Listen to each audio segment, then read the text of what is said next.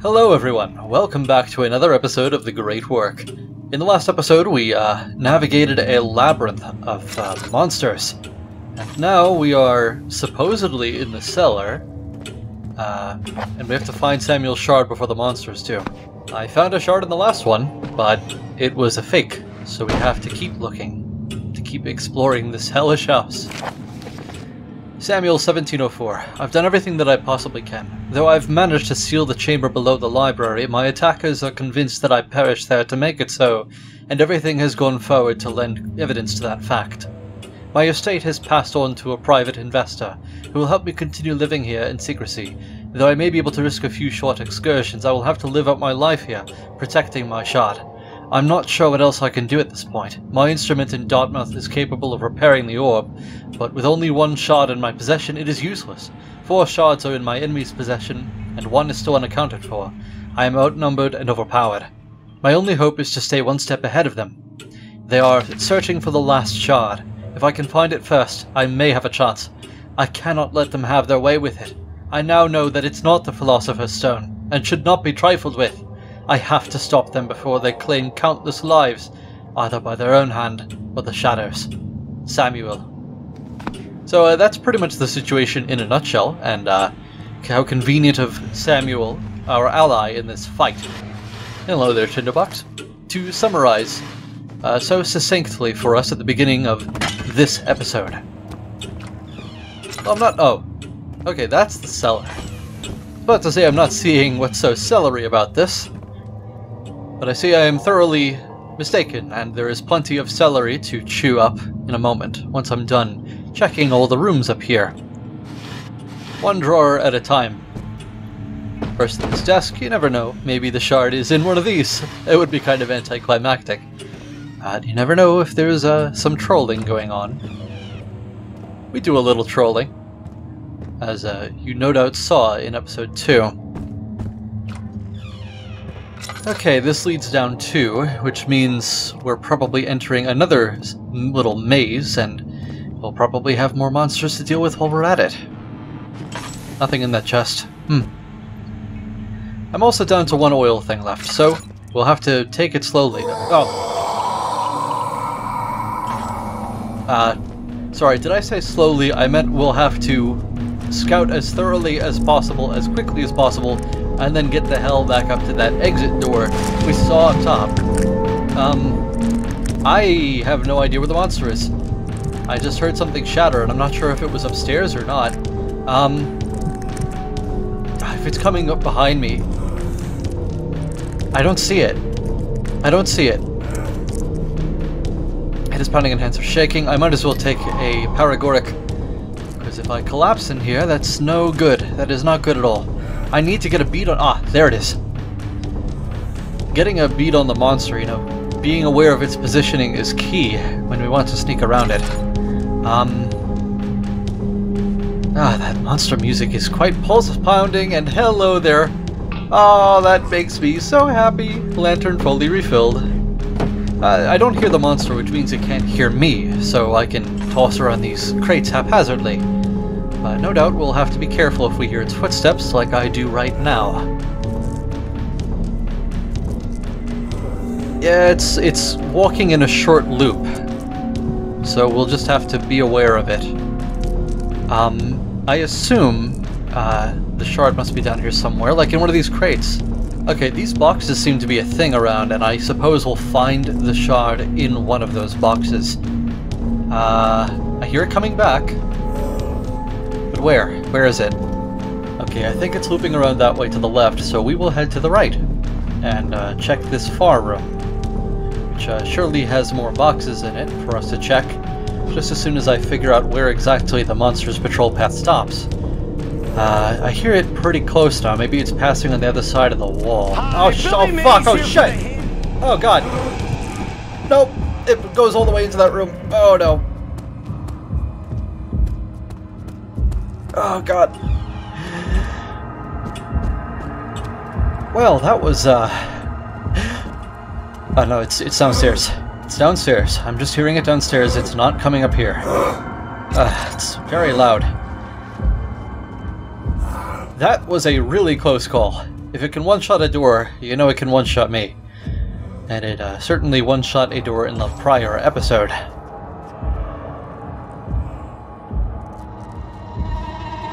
I don't think it's looping around up here. That would be rather preposterous. Unthinkable.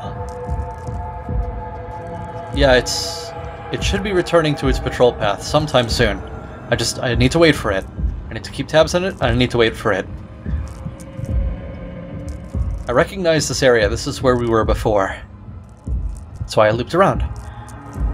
Where is it? Its footsteps have slowed, and I can still hear it. I think it might be stuck on something. I don't want to, but we have to have a look. I think I see it. Let's just throw a box, and... there. Is it coming? It had better respond to that. I wonder if the box might obstruct its movement. Did I make a mistake? It's well within range of me. Maybe I can make a path another way by heading over this way. I think it noticed the noises that I'm making. But if I hide over here, what happens? It's a bit nerve-wracking wandering around down here with this thing walking around. This golem with the shard in its chest. Oh, it's really close. It's got to be really close. But where is it? There it is. Okay. Oh, it's turning around now because it's returning to its patrol path. I just need to stay out of its way. And check this room when I get the chance. I saw the glow of the shard on its chest. There have got to be some more boxes around here, but I only have so much breathing room to take out my lantern, and I unfortunately need to.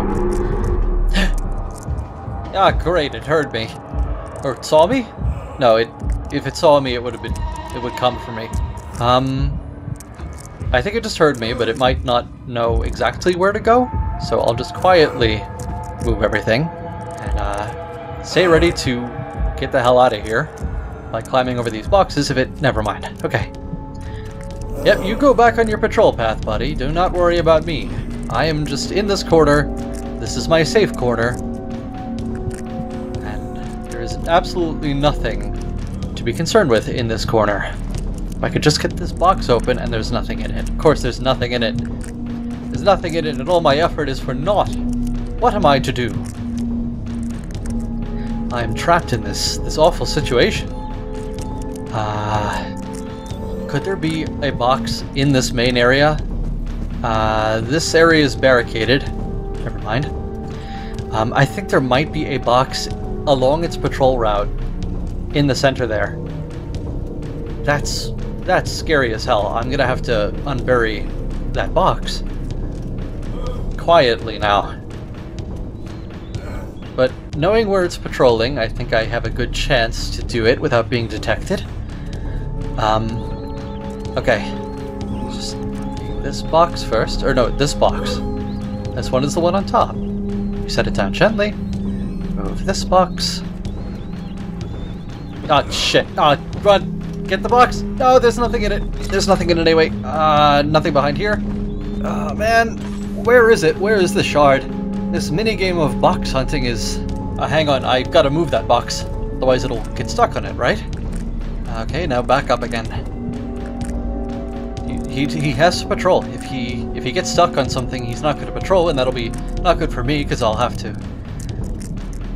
damn it, where is it? This minigame of box hunting, I was going to say, is quite brutal. Quite difficult. There's a... what? What do you... It was in here that... it was there the whole time. I didn't have to go down there at all. Oh hey, my lantern isn't entirely full, and there was a little bit more oil in that thing, so I'm just gonna go run for it, because I've got what I need, but I do not have what I want. Come here, oil barrel. Come here, you. Thank you. The lantern is now fully refilled. I refuse to go anywhere and not take that oil. I don't care, monster. You can read to your heart's content down there. I am getting out of here. The address of the library wasn't far, but it started storming on my way. I constantly looked over my shoulder, but nothing seemed to be following me. Even so, I ran and ran all the way across London, never stopping, even when the cold rain and exhaustion made my legs scream in pain. Charles Longdon. Yeah, I can imagine this whole ordeal has been rather taxing on my protagonist, on our protagonist. Chapter 3, Clock.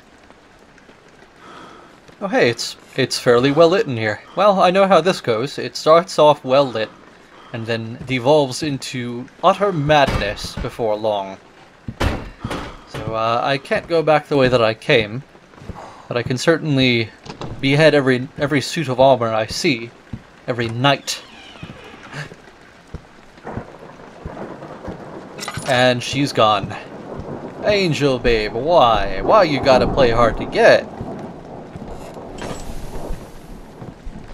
This will devolve into madness rather quickly, I'm sure of it.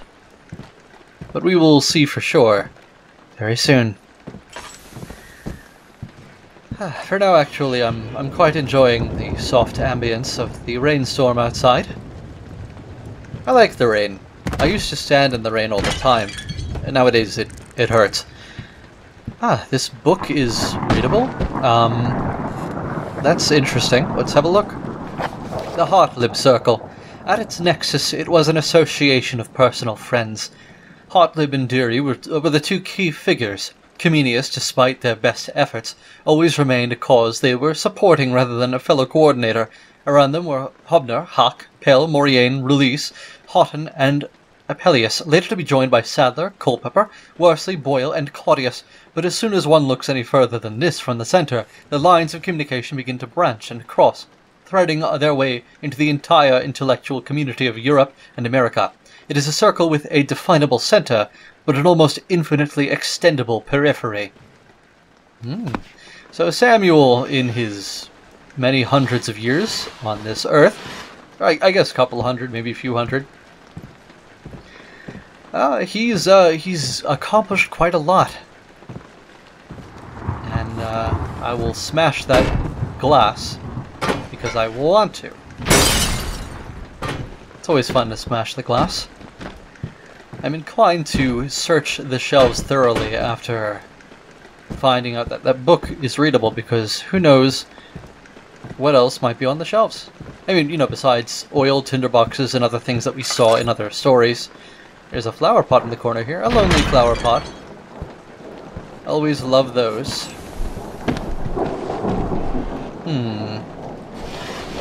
Tinderbox. And I did not need to waste one lighting up the thing on the desk this time. Well then. Well, I believe I've searched this area rather thoroughly, so it's time to move on. And perhaps we'll find more clues, more story, more context in other rooms. This is a library, so I would expect some reading. Oh, this book is glowing. Hartlib died in 1662 in poverty. Close friends reported that he had lost his pension and severed contact with many of his correspondents as the Restoration began. By the end of his life, the Hartlib circle had dissolved, and he was living in seclusion. Though his official date of death on the 10th of March, others have suggested a later date. No official funeral was held, nor was a body buried. As Hartlib never married and had no children, his properties were put up for auction and bought by a private investor. Naturally, so, yeah. Well, things are still pretty peaceful so far. You know, besides me making noise with my smashing of flower pots, there is a locked door here, so we'll no doubt have to remember this area and return here when the time comes. Whispers, whispers are happening. But I am not scared of whispers. I talk to myself all the time. You know, because I need expert advice. That was a little bit corny. No paintings are suspicious in here. There's some oil. They're definitely restocking me for some darkness. I'm pretty good on the oil right now, and I feel very... Excuse me. I feel very good about that. The oil is lovely. And I'm sure we're going to be using all of it before long.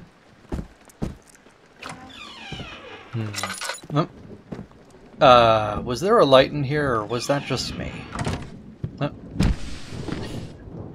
Hey, that's funny. Sometimes the books are just static. Oh, it's lightning. I like that effect. Usually a big stack like books, a big stack of books like that is static because it reduces lag. But it would seem that that stack of books was not static. And there is another glowing book up here. Unique stuff. The Great Work. Hello. Geber has been noted as one of the first alchemists to theorize the possibility of metal transmutation. His complete work, the 112 books, have served as a guide for many notable alchemists, past and present. Among them is outlined the description of the Philosopher's Stone, believed to be the catalyst for completing the Great Work. The work itself composes the three main goals of modern alchemy. That is, the transmutation of lead into gold, the creation of a living homunculus, and the attainment of immortality. Immortality is not all it's cracked up to be. I've spoken with some immortals, and well, there's a variation of perspectives on it. What binds them all is a common sense of duty. Something has tried to break in, and it's dark all of a sudden. Ah, man, why is it all dark? It's locked, but the lock is rusty and weak. So let's just walk in here, I suppose. Light up this candle, and shut this door, and chill. Ah, hello, more oil. And I suppose, well, we should check this desk and also read that note to close out this episode. Ah, hello there. There is something on the wall there. There's a key. Let me pick it up. Come on now. There we go. Nothing else seems to be in there. Alright. We'll close these. We'll be neat and tidy, because we are in a library. I feel compelled to reposition this chair so that we can have a seat as we get comfortable and read. And, let's have a look now, shall we? Samuel, 1700. It pains me to seal the clock so soon after its completion, but I had no choice. I thought I had escaped from the college, but I should have known it was only a matter of time until they found me. I was forced to use all of my alcohols to fight the monsters off, searing their flesh, leaving none to carry out my plan. I knew the monsters would return to break into the vault below, so I had no choice but to seal it. I also dressed one of the dead monsters in my clothes and hacked it to pieces. It may not be enough to fool them, but there is little else I can do. Even if by chance they break through my barriers, I thankfully have other means of defense. My guardians are not all powerful, but they should slow the monster's progress. Samuel. Seems he's in a pretty desperate situation. Good thing we arrived when we did, punctually, only over 100 years later. Anyway, it is, as I said, about time that I close out this episode, so I would like to thank you all for being here with me. I hope you are enjoying this as much as I am, because the plot thickens, and I am quite interested in seeing where it goes. For now, though, I bid you farewell, and I will see you in the next one. Bye-bye.